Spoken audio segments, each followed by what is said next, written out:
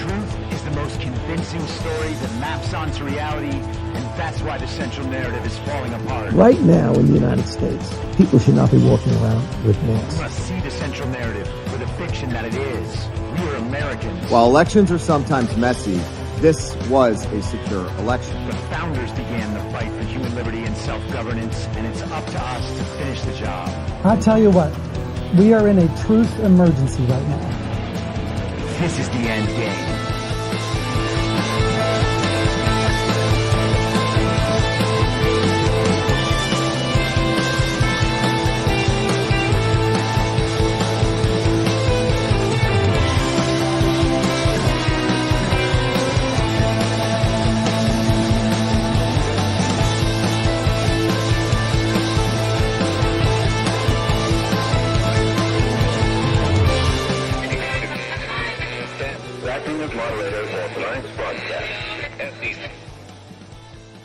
It's Friday, October 4th, 2024, the 1,353rd day of dystopia. I'm your moderator, Chris Paul. Let's be reasonable. A warm welcome and hello to all of you listening through a paid subscription at I'mYourModerator.substack.com. You can become a paid subscriber for as little as $50 a year or $5 a month. And in doing so, you'll get the ad-free experience. You'll be able to participate in the conversation over on Substack, and you'll be invited to the interactive live stream every Wednesday afternoon. And if you can't or you simply don't want to, continue listening to the free version on Substack, a wide variety of podcast platforms, and of course, Rumble. All I ask is that you share it with your friends. You can find the links to the podcast, the writing, the social media, and the merch site by visiting linktree.com/I'mYourModerator. Anyone who understands the roller coaster we've been on these past few years knows we haven't reached the end yet, and there may still be hard times to come. And as we add $1 trillion to the national debt every 100 days, we could be headed for some shaky financial times. If you're like me, you're figuring out how to diversify and make sure some seeds are planted for whatever may come. And that's one of the many reasons I think Bitcoin is part of our future. But it's not only about money. Bitcoin looks to be a critical part of the next generation of technology, communications, energy, verification, and even national defense.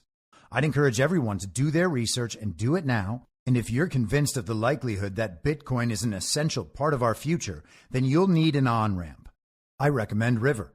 River empowers you to grow your portfolio without any unwanted surprises and eliminates third-party custodians, putting you in control of your assets. Open an account with no minimum purchase requirement. You can get your Bitcoin journey started with just $1. Visit partner.river.com/reasonable to create your River account today. That's partner.river.com/reasonable. Now, I know that many of you out there understand the need to diversify assets, or maybe you're looking to protect your retirement savings, but you're not quite there yet on Bitcoin, and you feel better about precious metals. I get that too. I think going in multiple directions is wise, and I do that myself. And when it comes to buying precious metals, you want to be working with a good company, and that's why I've partnered with Goldco. Goldco is a 6-time Inc. 5000 winner, 2022 Company of the Year, and they've helped people like you and me place over $2 billion in gold and silver. And I have gotten silver from Goldco. And right now they're offering my supporters up to $10,000 in bonus silver while supplies last. Don't pass this offer up. Go to reasonablegold.com now. This is your opportunity to protect you and your family from an out-of-control government before it's too late. So don't wait a second longer. Take action today. Click on the link in the podcast notes or go to reasonablegold.com now and get your free gold kit, your free IRA kit. You'll be glad you did. Yesterday, we discussed this cascade of crises, our constant bombardment with psyops, narratives about widespread chaos all across the world and right here at home, and how all of this was foretold by our betters like Klaus Schwab at the World Economic Forum, letting us know at the beginning of 2023 that we would be seeing a polycrisis. He followed up his book, COVID-19, The Great Reset, with a book called The Great Narrative, where he interviewed a variety of so-called experts linked to the World Economic Forum to get the stories they would tell about the crises we would soon see emerging. We need to know what's happening, why it's happening, and then what we are supposed to do. And that last part is the most important part, because the way we're supposed to respond, the thing that we are supposed to do so that the crisis never occurs again, is always that action or the acceptance of that belief which helps them push their agenda forward. And the only way to thwart the effectiveness of the polycrisis narrative is to abstain from assuming whatever beliefs they are encouraging you to assume and participating in the emotional chaos meant to cause an overreaction, and certainly making sure that you do not comply, you do not abide with any of the prescriptions about how you're supposed to act and react. We talked a bit about Hurricane Helene and briefly mentioned the Middle Eastern conflict and the dockworkers strike.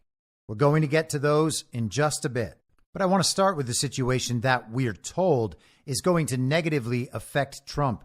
This is the October surprise for Donald Trump.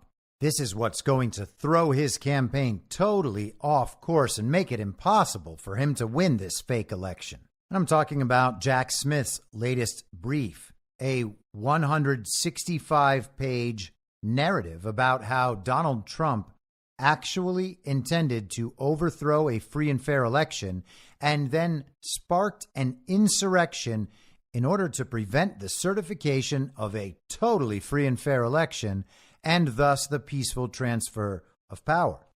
Now, Jack Smith's latest brief comes as a response to the Supreme Court's ruling on immunity that said the president could not be tried criminally for official and legal acts in the course of performing his duties as president. So Jack Smith has to present the argument that what Trump did was not part of his official duties, and he was not acting in his role as president. He was acting in his role as a presidential candidate and thus a private citizen who would not be protected by presidential immunity under the terms of the Supreme Court's latest ruling. And who knows, maybe this brief is specifically designed to create another opportunity to take the immunity issue back to the Supreme Court and get a clarified ruling about whether this sort of behavior is covered under presidential immunity as well. Because ultimately, there are former presidents who should be tried for their actions while in office. This issue may call for further constitutional clarification from the Supreme Court, and if that's what this farce is intended to accomplish, then so be it. But that is for the future. This is from Fox News in the evening yesterday. Trump attorneys argue Jack Smith's obstruction charges be dismissed, citing Supreme Court's Fisher decision. Trump attorneys filed a memo Thursday in support of their motion to dismiss all charges brought against the former president by special counsel Jack Smith, discussing the Supreme Court's recent decision in Fisher v. United States, which they believe further supports their arguments to dismiss the obstruction charges. The filing Thursday comes as Trump attorneys are using two blockbuster Supreme Court decisions, United States v. Trump, which dealt with presidential immunity, and United States v. Fisher, which dealt with obstruction, to attack the legal theories pressed by special counsel Jack Smith. Trump attorneys filed a motion to dismiss all charges brought against the former president by Smith last year, but the case was stayed. The filing Thursday is a reply brief to their motion seeking dismissal of all charges. Trump attorneys in their brief on Thursday said Smith's superseding indictment against the former president, which was filed after the Supreme Court ruled that presidents and former presidents had immunity from official acts, quote, seeks to assign blame for events President Trump did not control and took action to protect against. The special counsel blatantly ignores the fact that federal prosecutors have taken the opposite position in this district. The filing states, it is apparently of no consequence to the office and to those who support their efforts that former Speaker of the House Nancy Pelosi was caught on a previously undisclosed video accepting responsibility for the events at the Capitol. Trump attorneys also argue that General Mark Milley acknowledged, quote, long before charges were brought in this case, that Trump had instructed the Defense Department on January 3rd, 2021, to make sure that you have sufficient National Guard or soldiers to make sure it is a safe event. Trump attorneys stressed that Smith and federal prosecutors cannot ignore or hide from new precedent from the Supreme Court's decision in Fisher v. United States, saying it is, quote, another key application of the rule of law to reject lawfare overreach targeting President Trump. Fisher requires the dismissal of counts 2 and 3 of the superseding indictment, and its logic fatally undermines counts 1 and 4 as well. The filing argues that under Fisher, the Office of Special Counsel may not use the statute as a catch-all provision to criminalize otherwise lawful activities selectively mischaracterized as obstructive by those with opposing political views, noting that the Fisher decision requires proof of evidence impairment coupled with corrupt intent. It goes on, once stripped of President Trump's official acts subject to immunity and protected First Amendment political advocacy, the superseding indictment lacks sufficient factual allegations to support either element as required by counts 2 and 3, Trump attorneys argue. President Trump expressed sincere and valid concerns about the integrity of the 2020 election pursuant to his authority as chief executive. Trump attorneys said Trump was part of open public discussion regarding use of contingent slates of electors in a manner consistent with historical practice and contemplated by the then existing version of the Electoral Count Act. The congressional record from January 6th reflects lawful debates on certificate objections contemplated by the ECA, as well as acknowledgement of the historical precedent for the contingent slates. There is no precedent for a criminal prosecution based on such a record. Now, the mainstream media and other deranged communists have been going bananas over this all week, thinking they finally got Trump this time. This ridiculous legal brief shows all the new quote-unquote evidence that isn't evidence. And somehow all of this is going to be so damning that everyone decides that what we really need is 4 more years of Kamala Harris. Trump's attorneys say Jack Smith cannot establish the required nexus between alleged obstruction and any evidence used in the certification proceeding, or that anyone acted with corrupt intent. They also said the Fisher decision, quote, forecloses the office's efforts to rely on events at the Capitol on January 6th to support charges, and that the superseding indictment does not sufficiently allege that President Trump impaired or intended to impair the integrity or availability of any document or other object used in any official proceeding. And that was at the heart of the Fisher case, the charges surrounding obstruction of an official event. That was from back in the Enron saga, a provision of the Sarbanes-Oxley Act that makes it a crime to corruptly alter, destroy, mutilate, or conceal evidence related to an official proceeding or otherwise obstruct, influence, or impede any official proceeding. Calling for the American people, after witnessing a stolen election, to peacefully and patriotically make their voices heard is in no way obstruction of an official proceeding, no matter what happens after, particularly if you have already made the National Guard and the military available and that protection has been declined. Now, this legal brief is being used by media figures to attempt to influence the outcome of this fake election.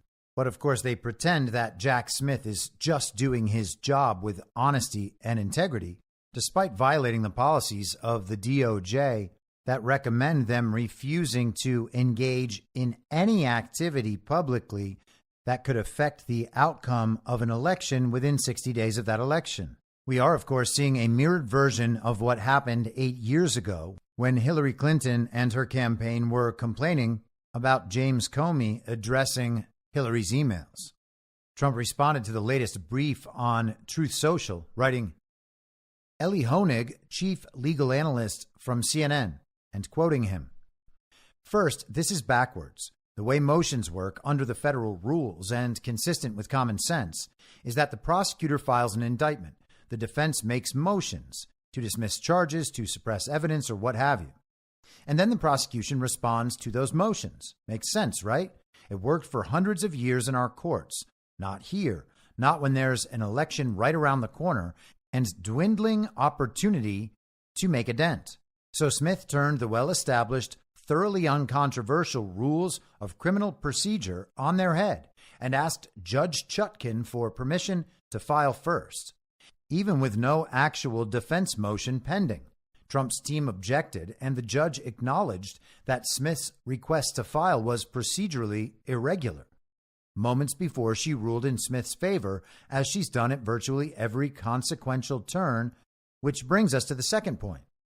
Smith's proactive filing is prejudicial to Trump legally and politically. It's ironic. Smith has complained throughout the case that Trump's words might taint the jury pool. Accordingly, the special counsel requested a gag order that was so preposterously broad that even Judge Chutkan slimmed it down considerably, and the Court of Appeals narrowed it further after that. Yet Smith now uses grand jury testimony, which ordinarily remains secret at this stage, and drafts up a tidy 165-page document that contains all manner of damaging statements about a criminal defendant made outside of a trial setting and without being subjected to rules of evidence or cross-examination, and files it publicly, generating national headlines. So we will see how this goes over the coming weeks. This is one of those trials like the RICO case in Georgia that I'm more than happy to see continue and see making major headlines, because sooner or later they're actually going to have to get to the point where the discussion becomes about whether or not there's evidence that the 2020 election was stolen. And of course, there's overwhelming evidence of that, and no evidence anywhere that Joe Biden received 81 million real lawful American votes, which is why they don't allow anyone to check.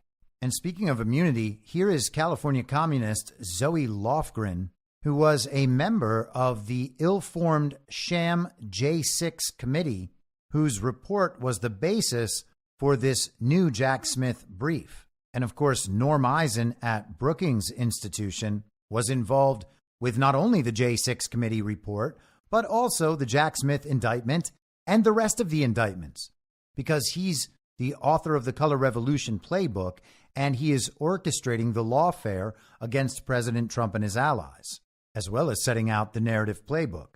Here is Lofgren. Congresswoman, I want to start with you because you and the other members of the January 6th Select Committee have been publicly targeted or threatened or warned that Trump is coming for you.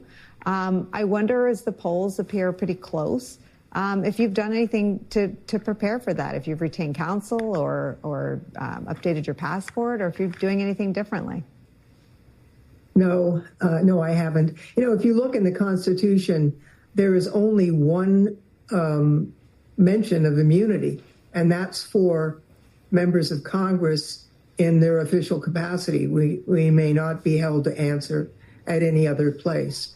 So assuming under a second Trump administration that there would still be a court system and the rule of law, which may not be a valid assumption, there's no way that the members of the January 6th committee could be held to account in any other place for our work on that committee. So do you take him seriously when he threatens folks like yourself? Oh, I do take him seriously, but he's someone who I doubt he's ever read the Constitution. Certainly, he's unaware of the constraints within it. So, I think he means what he says. Whether he could actually accomplish it is something else again. So Lofgren believes her own immunity is a certainty, but doesn't think that Donald Trump should have immunity. Lofgren is referring to the speech and debate clause in Article 1, Section 6, Clause 1, that states that members of Congress, quote, shall in all cases, except treason, felony, and breach of the peace, be privileged from arrest during their attendance at session of their respective houses, and in going to and returning from the same, and for any speech or debate in either house. They shall not be questioned in any other place. That still seems like it leaves a whole lot of room for people like Zoe Lofgren. Treason, felony, and breach of the peace. She mentions, maybe that was tongue-in-cheek, that there might not be a court system in the coming Trump term, and if that's the case, so be it. Many of these courts exist to enforce unconstitutional statutes and prior court precedent. I'm not sure getting rid of all of them is the proper recourse, but I don't see much reason to be opposed to it. We should have constitutional courts upholding constitutional law, not this corrupted system that just continues creating more and more precedent and new law in direct opposition to the Constitution outside of the Constitution. It is rather amazing how often Nicole Wallace of MSNBC is panicking on air about people who have to update their passports in order to potentially flee the country to escape accountability for their corruption, their complicity in crimes against America and crimes against humanity. Good luck to Zoe Lofgren. She'd better hope that all of that really was just a TV show to educate the nation. And speaking of MSNBC, James O'Keefe, no longer at Project Veritas, now with his own organization, O'Keefe Media Group, dropped another one of his ostensibly candid hidden camera videos last night featuring MSNBC writer and producer Basil Hamdan, who works on a show that I've never heard of called Amen, that's broadcast on Saturday and Sunday evenings on MSNBC. Take a listen. This is what MSNBC thinks of their own audience. Do you feel like MSNBC is doing enough to help the Harris campaign? I mean, they're doing all they can. Meet Basil Hamdan, a writer and producer for MSNBC's weekend show, Iman. Basil also reveals that, quote, what her message of the day is their MSNBC's message of the day. What have they done to help the Harris campaign? Amplify her message. What her message of the day is their message of the day. Hamdan revealed that MSNBC is the Democratic Party's mouthpiece and is doing anything to get Kamala elected. Hamdan says this news network is indistinguishable from the Democratic Party. So is MSNBC just like doing whatever it takes to get Kamala elected? Yes. It hammers home the point that I'm making, that this news network is indistinguishable from the party. Are they just the Democratic Party's mouthpiece? Exactly. MSNBC is the Democratic Party's mouthpiece. Yeah. Basil calls MSNBC viewers brainwashed and states that MSNBC made their viewers dumber over the years. Viewers get mad at the guests or the host if the host were to criticize Democrats. They've made their viewers dumber over the years. I think brainwashing and dumbing down, it's bad. Aggressive, I get it. helps Trump. And when she's delivering these messages now, I think she keeps getting better. Kamala Harris is telling the truth. The hate campaign against Kamala Harris has begun. They purposefully pronounce her name wrong. But as a black woman, the product of a mixed marriage, she's an inspiration. I don't know, Nicole, vote for her or don't vote for her, but isn't it great to just have a positive conversation right now? Last week, we saw Vice President Kamala Harris's first mainstream media solo interview of her presidential run with MSNBC's Stephanie Ruhle. Many people were stating how much of a softball interview it was. Here's a clip from that.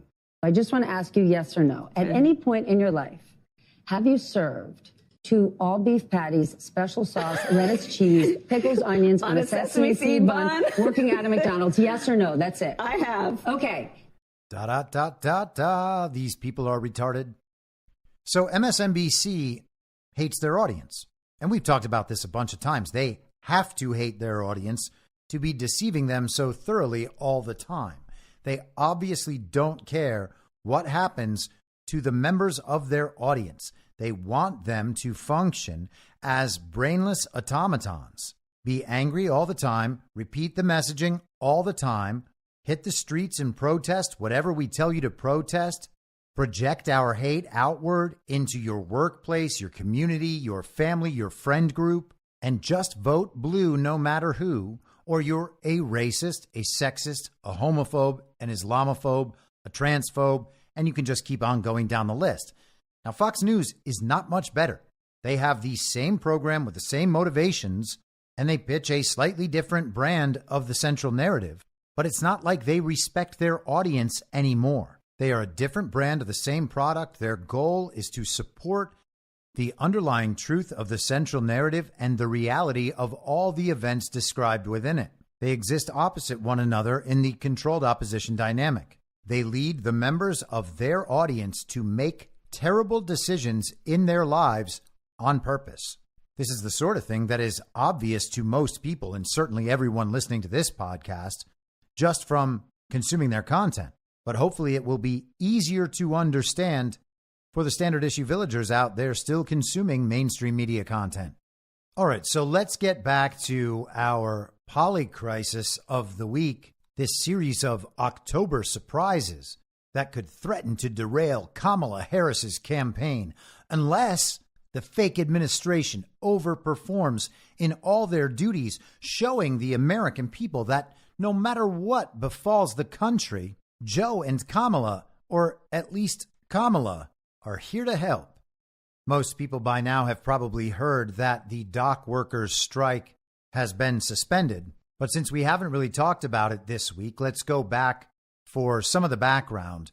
This is the New York Times on Tuesday, how the dock workers strike could ripple through the economy.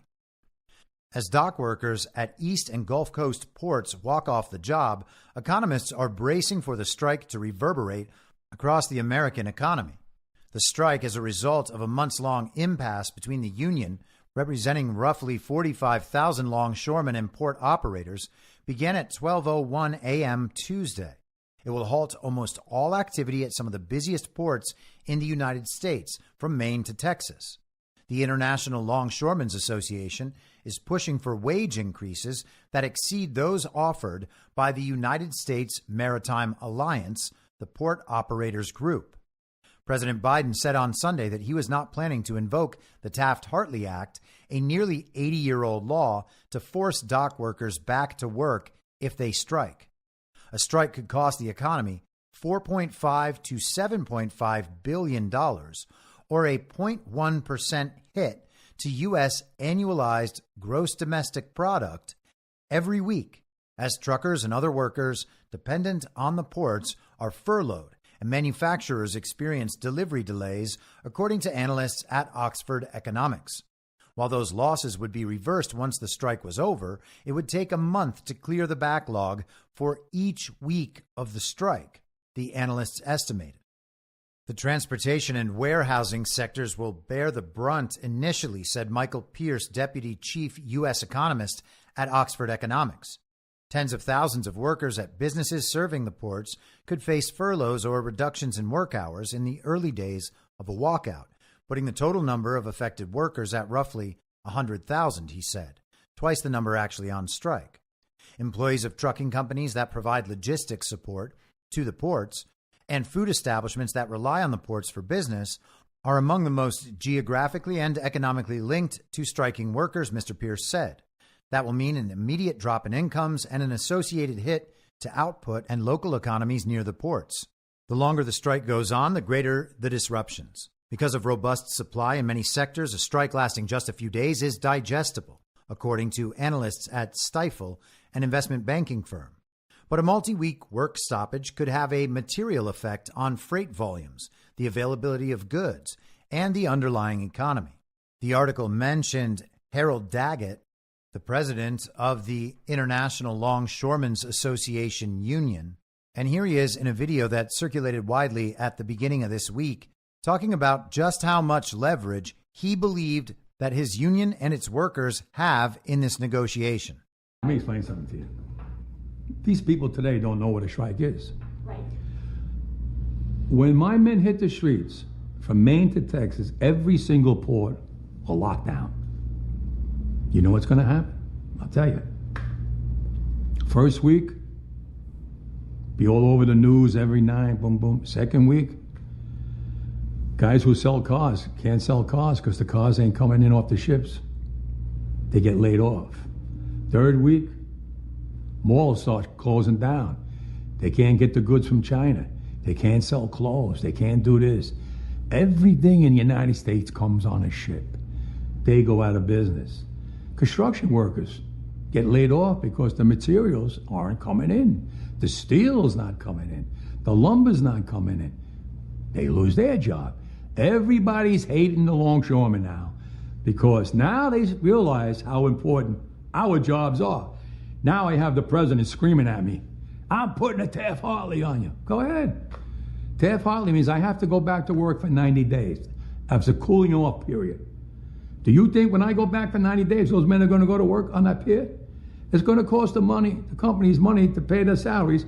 Well, they went from 30 moves an hour maybe to 8. They're going to be like this. Who's going to win here in the long run? You're better off sitting down and let's get a contract and let's move on with this world. And in today's world, I'll cripple you.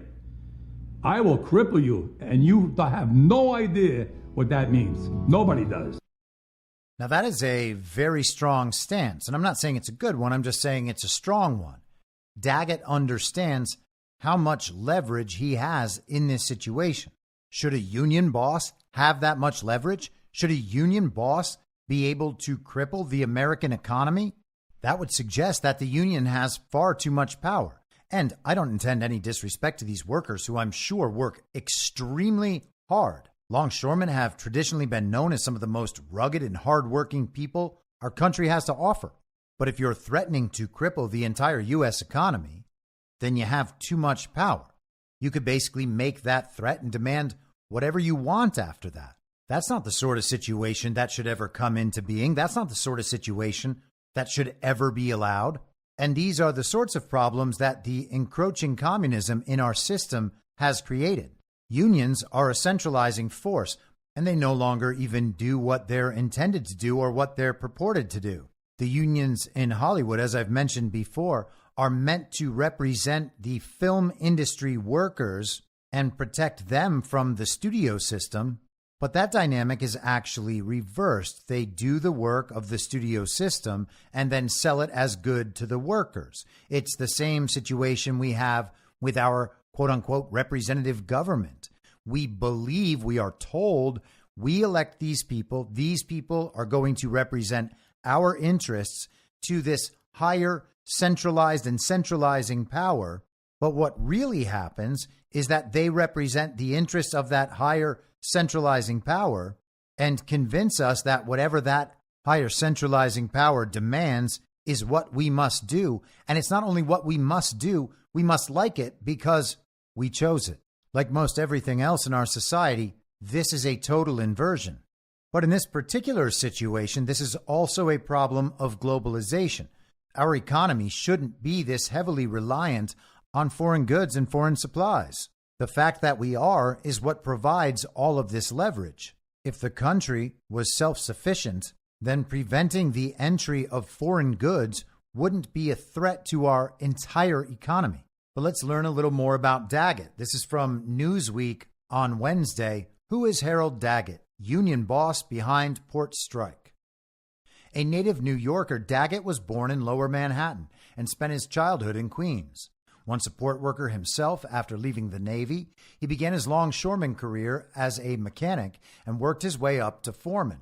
He joined the ILA, that's the International Longshoremen's Association, in 1967 and has served in various union roles since then, including as a wage scale delegate and secretary-treasurer. He became president of the ILA in July 2011. According to his ILA profile, Daggett has, quote, successfully negotiated 2 landmark 6-year agreements with the U.S. Maritime Alliance and is credited with bringing increased employment and stability for his ILA members and growth for the industry at all ILA ports. Also on Wednesday, the New York Post highlighted Daggett's rather luxurious lifestyle. The headline in that article, Union Boss Who Threatens to Cripple Economy Lives in Luxe 7,000 square foot mansion. Harold Daggett, the union boss who has vowed to cripple the U.S. economy if ports don't ban automation and raise dock workers' wages sharply, had a Bentley convertible parked outside his sprawling mansion in New Jersey this week, exclusive photos obtained by the Post reveal. Photos taken by Drone on Tuesday show the British luxury car parked with its top up outside what appears to be a 5-car garage that's connected to his 7,136 square foot Tudor-style home by a covered skyway.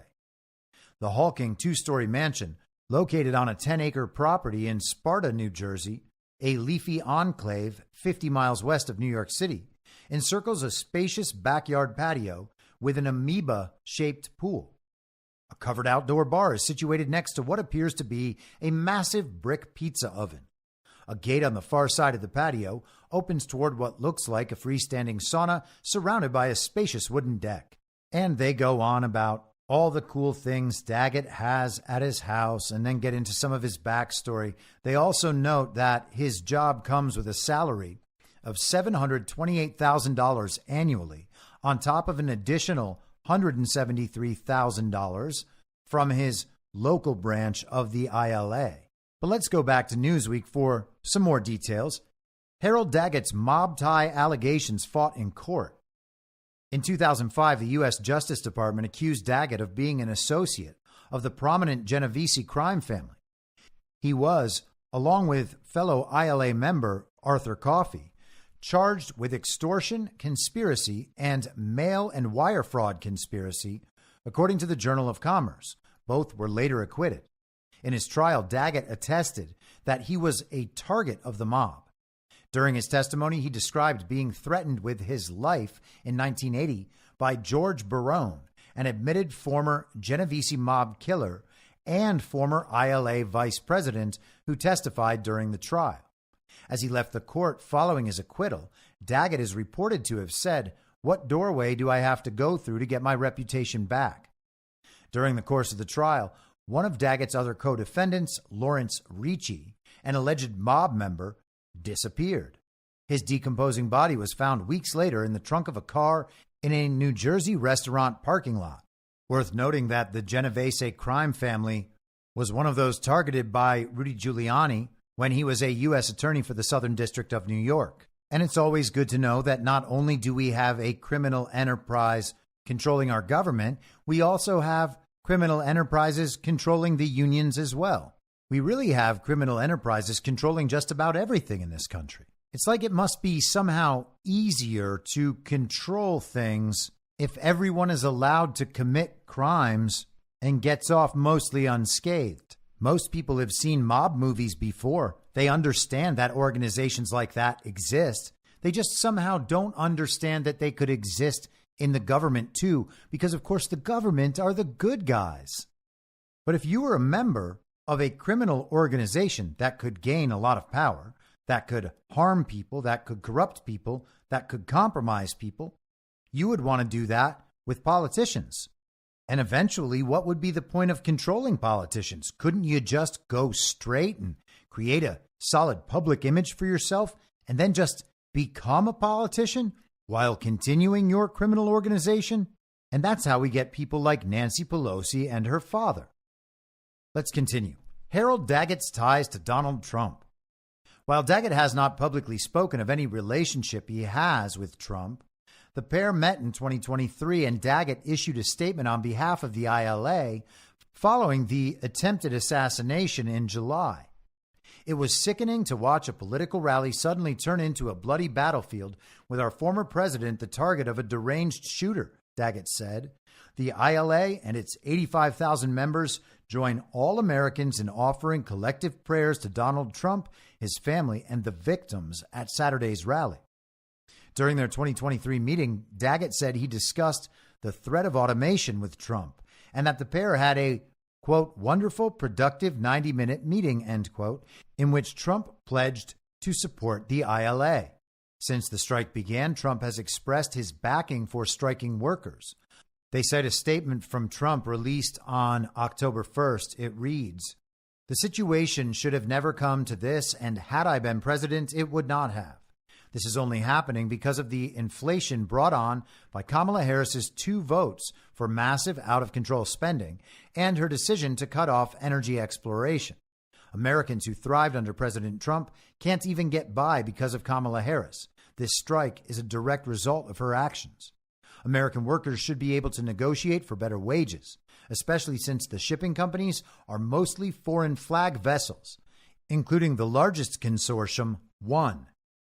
ONE is an acronym for Ocean Network Express, and it's worth noting that in September, just 3 weeks before this strike, One announced the formation of the Premier Alliance, a new container shipping alliance set to begin operations in February 2025. It seems like that might be related, and I imagine it would be an interesting rabbit hole nonetheless.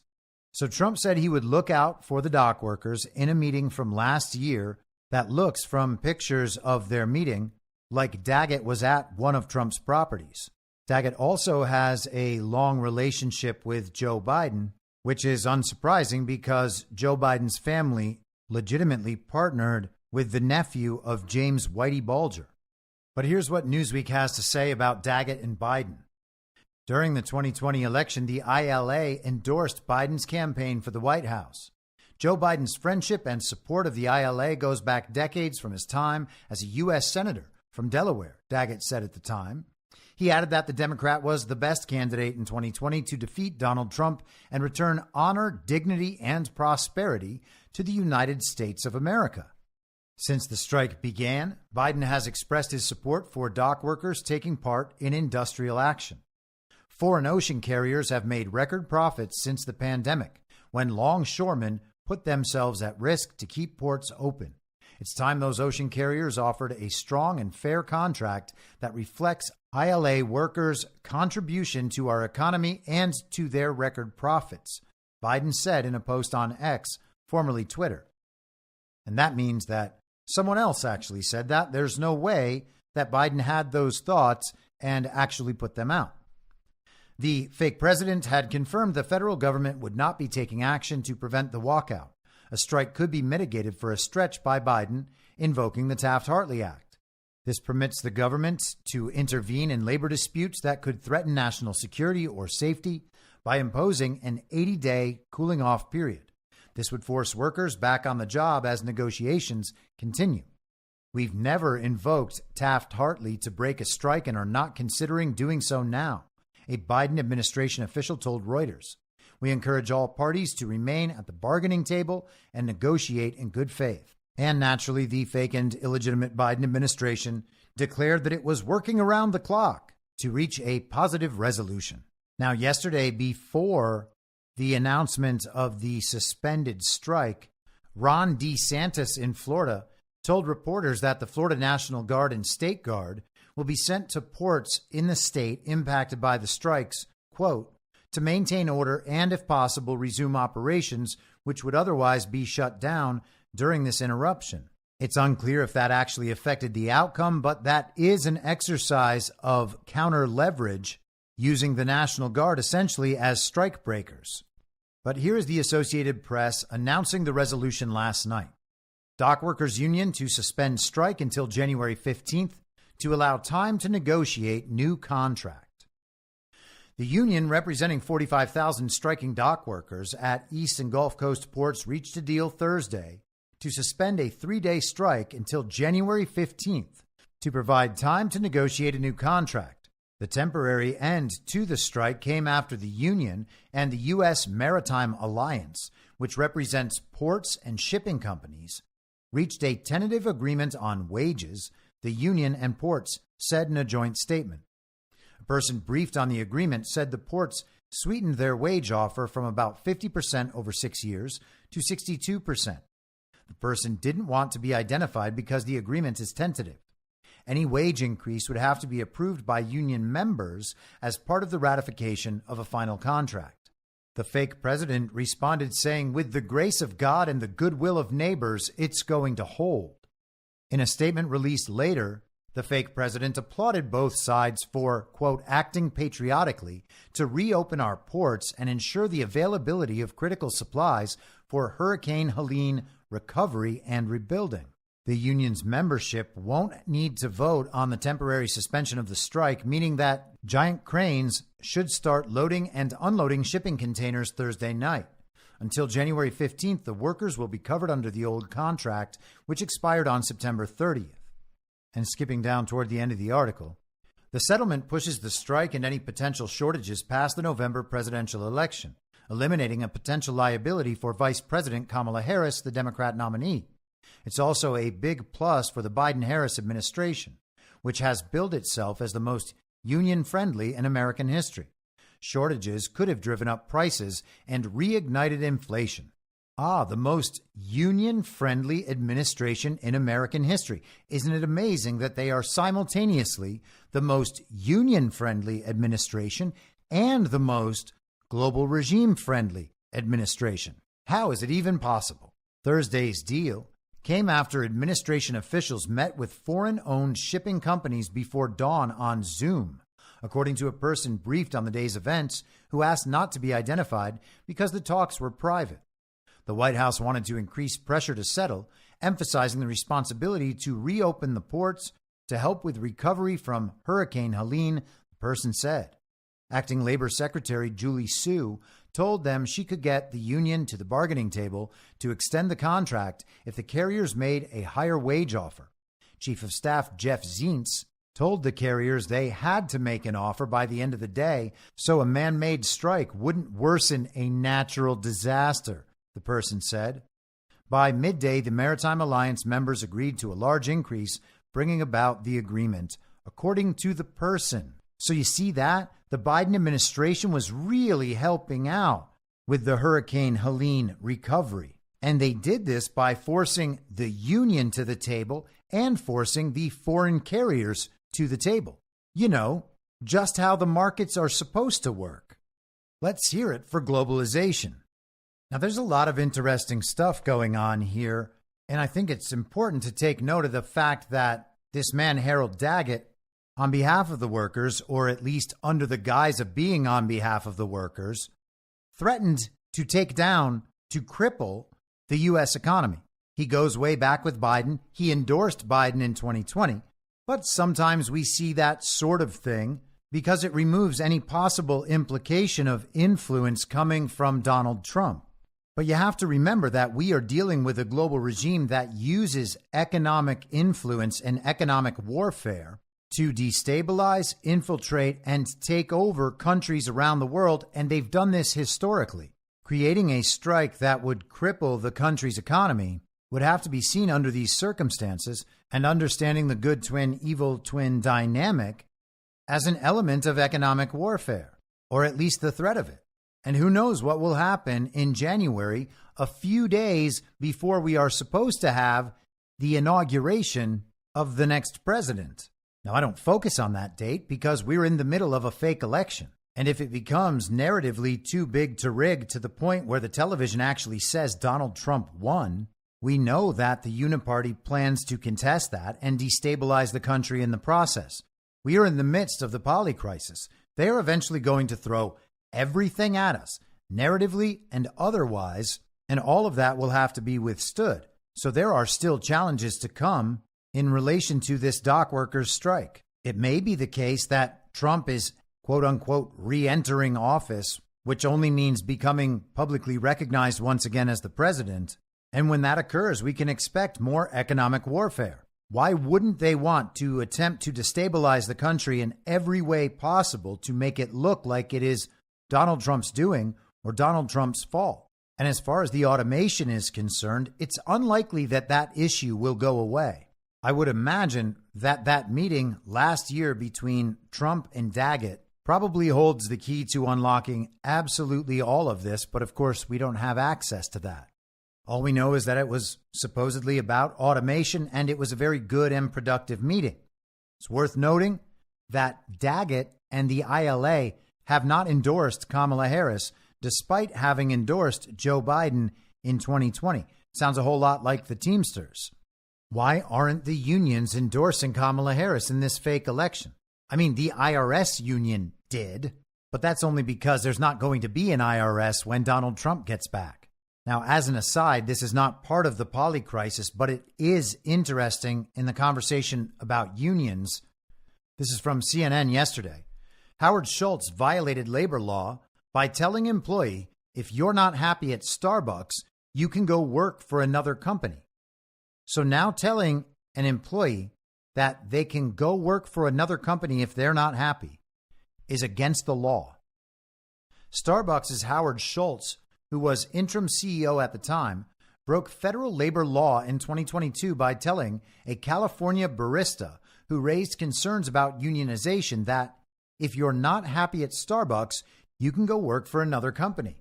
A decision by the National Labor Relations Board on Wednesday said Schultz's statement was an unlawful, coercive threat.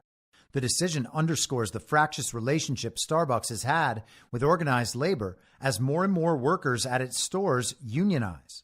In 2022, when Schultz was interim CEO, he attended a company event in Long Beach, California, to address and improve working conditions at Starbucks stores. Barista Madison Hall attempted to bring up what they described as the benefits of unionization and Starbucks' alleged history of unfair labor practices, according to the NLRB. Now, you may have noticed that Madison Hall was referred to as a they, and of course that's true because nothing would be more obvious than a Starbucks barista causing a ridiculous labor controversy being a transformer. Now, this particular issue is also amusing because just a few months ago, we got a decision in SEC v. Jarkisi in the Supreme Court that basically removed the power of administrative law judges in agencies like the National Labor Relations Board. So this judge's ruling that Howard Schultz violated the law is utterly meaningless if anyone actually chooses to press the issue. And so let's discuss the last part of this week's Polycrisis, which is the burgeoning conflagration in the Middle East that has been building for a year since paragliding go-karts flew over the most secured border in the history of the world, even though the people guarding the border were warned about it a year in advance. How does it happen? Well, who cares about that, right? The point is that it did happen. Or at least they're continuing to say that it happened. And the fact that they have said it happened means Israel is justified in killing indiscriminately whoever it wants forever. In fact, Israel's bombing like 4 countries right now. They invaded Lebanon this week. That's all about the paragliding go-kart incident. It's all about Hezbollah. That's all about Iran. And of course, we've got to have war with Iran sooner or later. But I was under the impression that invading neighboring countries was really bad. You might remember this pearl of wisdom from the fake vice president. Ukraine is a country in Europe. It exists next to another country called Russia. Russia is a bigger country. Russia is a powerful country. Russia decided to invade a smaller country called Ukraine. So basically, that's wrong. Basically, that's wrong? Question mark? A more powerful country is not allowed to invade a smaller country unless it's Israel. Israel is allowed to invade whoever it wants. That's what happens after a paragliding go-kart incident. But you see, there's an important difference here. Vladimir Putin launched a very brutal invasion, whereas Israel is only launching a limited ground incursion. They're only going into Lebanon because they were forced to go in. They had no choice. So they're only going to go in to the degree minimally necessary. They're making sure not to over-invade. And despite having permission to kill indiscriminately forever, whoever they want, they're taking extra special care not to kill any civilians, just like always. It's going to be a perfect operation. Whoever they end up killing is definitely a terrorist. And if you think, no, those are innocent civilians, well, you're a terrorist too. That's anti-Semitic. And because of the paragliding go-kart incident, we can understand that even after a year of indiscriminately killing everyone they want, the threat of terrorism against Israel has never been higher. Over the week, we were told that Iran launched a strike against Israel that was said to be at least partially successful. There were rumors about hypersonic missiles, and they totally invaded the extremely real Iron Dome that protects Israel from everything except when the Iron Dome actually strikes Israel itself. Iron Domes are the perfect narrative protection against narrative nuclear weapons, but they're not so good at stopping actual weapons. And they backfire a lot, with the Iron Dome rockets striking Israeli targets and naturally killing indiscriminately. There were reports that Iran's strike took out Mossad headquarters in Israel. Those reports are unconfirmed. There are other reports suggesting that the Iranian strikes actually just created a massive crater near Mossad's headquarters, which is not at all the same. We are told they also targeted military facilities. Now, in the news this week, we heard about when Iran launched a strike on U.S. military installations during the Trump term and how the soldiers there had traumatic brain injuries that Trump referred to as headaches. Now, that story plays out in reruns rather frequently, a couple of times a year. Trump has talked about that story and made it quite clear that that was a face-saving strike on the part of Iran, intended not to actually damage the military facility, but just to be seen as an obvious threat and retaliation.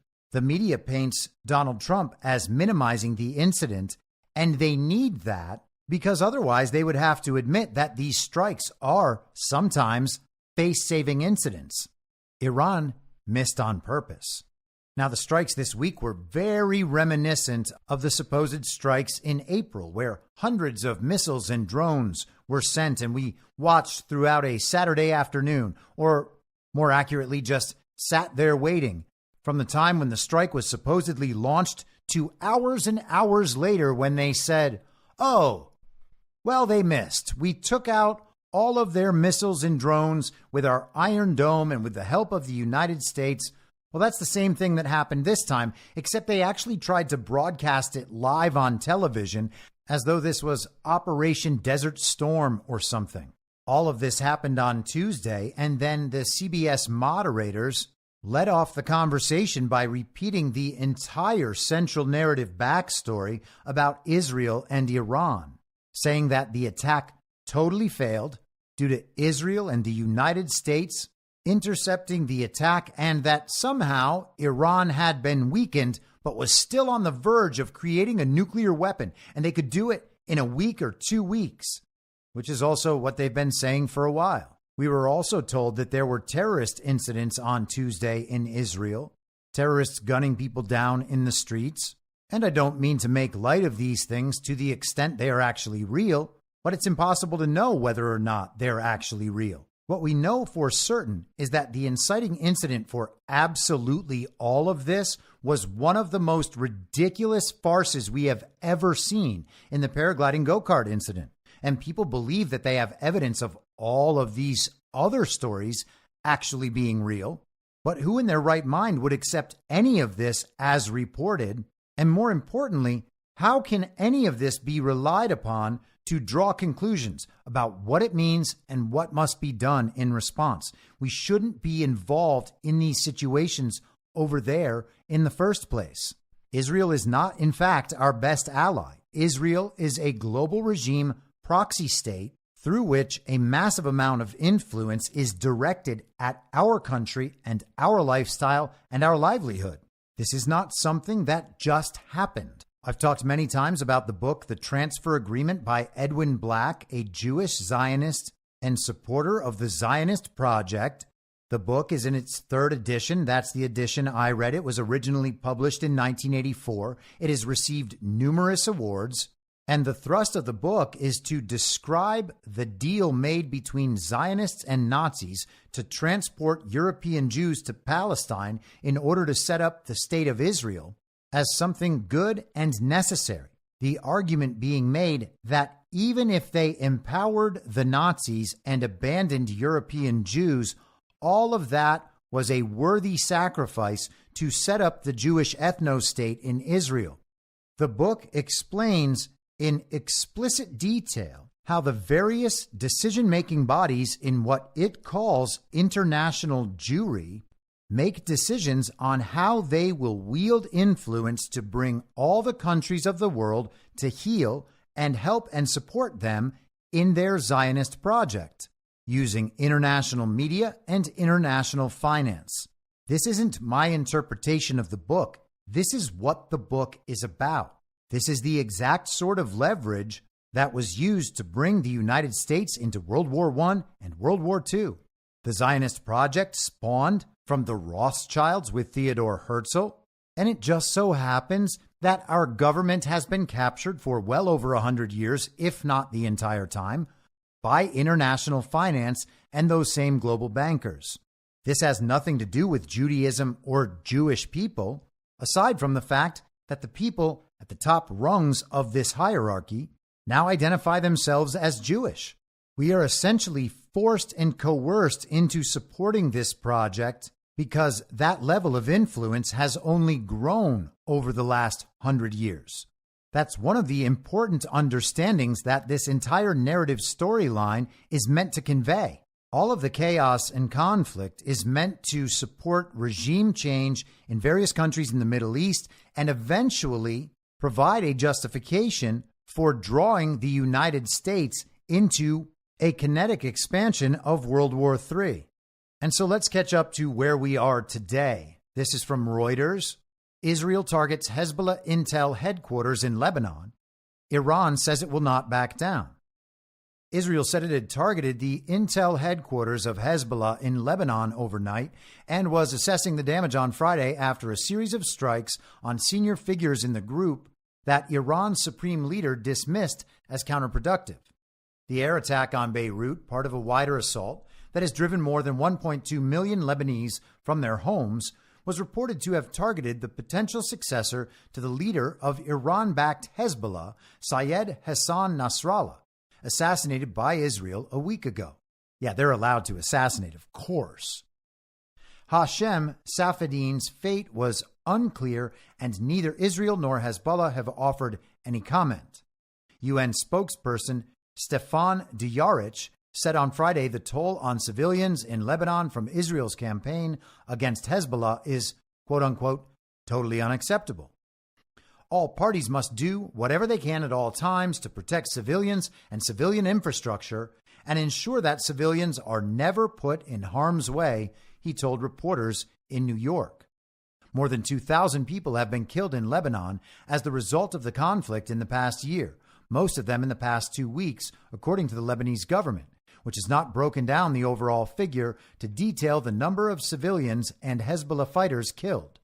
The Lebanese government has accused Israel of targeting civilians, pointing to the dozens of women and children killed. Israeli officials say the military precisely targets Hezbollah's military capabilities and takes steps to mitigate the risk of harm to civilians. It accuses the group of hiding among civilians, which the group denies. And if you don't take Israel's word for it, you're anti-Semitic. It is interesting and noteworthy that they are going after Hezbollah's intel headquarters right after Iran reportedly, potentially, took out Mossad's headquarters. They all seem to be reducing one another's capabilities. Let's move to Axios, also from today. U.S. wants to use Hezbollah's weakness to elect new Lebanese president. How about that? They're interfering in another country's government and leadership?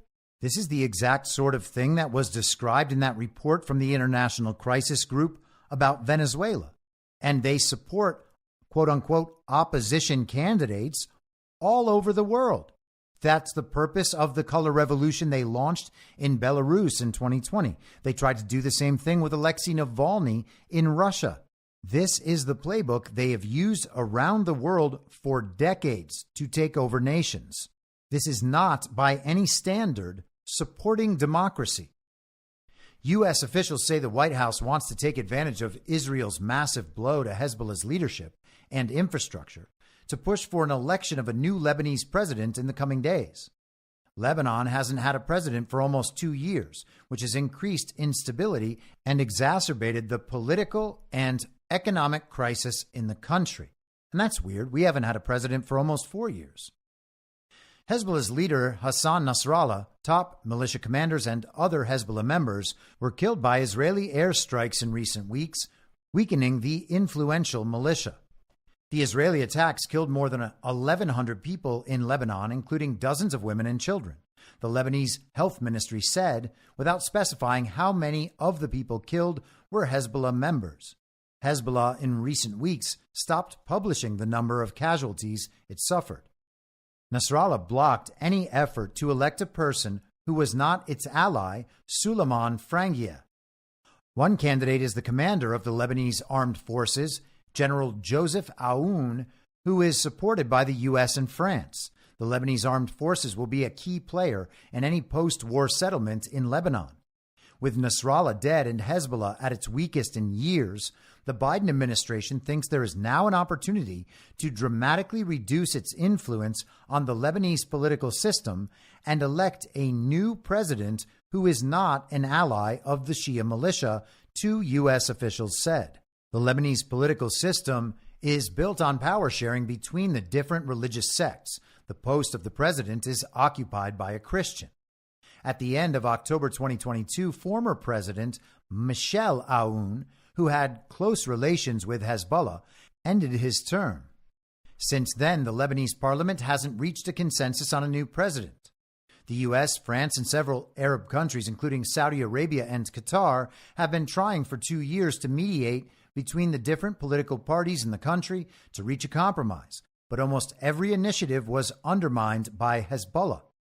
We have made clear for some time that we think the Lebanese government needs to overcome the dysfunction in the system, one of the primary instigators of that dysfunction being the Hezbollah veto over who the next president would be, and elect a president. That remains true, U.S. State Department spokesman Matthew Miller said on Thursday. Two U.S. officials said the White House sees the current situation in Lebanon as an opportunity to break the deadlock over the election of a Lebanese president and thinks it should be the top priority even before a push for a ceasefire between Israel and Hezbollah. Wow, that sounds like they are using the cessation of violent attacks as leverage to install their chosen president. That's exactly what that is. In recent days, Lebanon's Prime Minister Najib Mikati told President Biden's advisor Amos Hochstein that he wants to move forward with the plan the U.S. laid out in June for a diplomatic solution in Lebanon. Hochstein, by the way, was involved in the Trump-Ukraine impeachment hoax. He was the man who alerted the National Security Council in May of 2019 that Rudy Giuliani and Gordon Sondland were making the comedic actor in Ukraine, Volodymyr Zelensky, very uncomfortable. Hochstein worked in the Obama State Department and is now a senior advisor of the fake President Joe Biden. Hochstein told Mikati that the proposal is off the table because conditions on the ground have changed in the last 2 weeks due to the increased fighting between Israel and Hezbollah. Instead, Hochstein told Mikati that the priority should be electing a new president. People may remember that massive explosion at that port in Beirut in 2020. The response to that incident was also a call for regime change and ended with the government resigning. Again, what we are witnessing in all of these situations is the push and pull, the use of leverage on both sides to get the other to back down. These are not random, isolated incidents that should be attributed to the causes suggested by the global regime's narrative.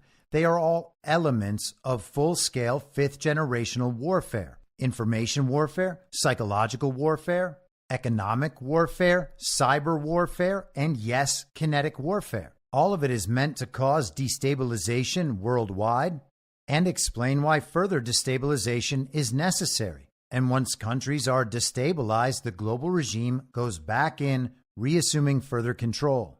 Now, there is tragically very little to do to guard ourselves from the direct kinetic effects if and when those happen to target us. But as for the psychological effects, we do have some role in preventing those from affecting us.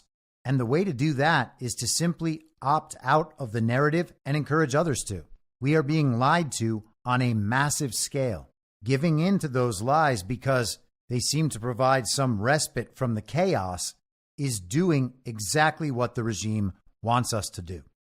I'll be back Monday at the same reasonable time on the same reasonable podcast network. I don't have a network.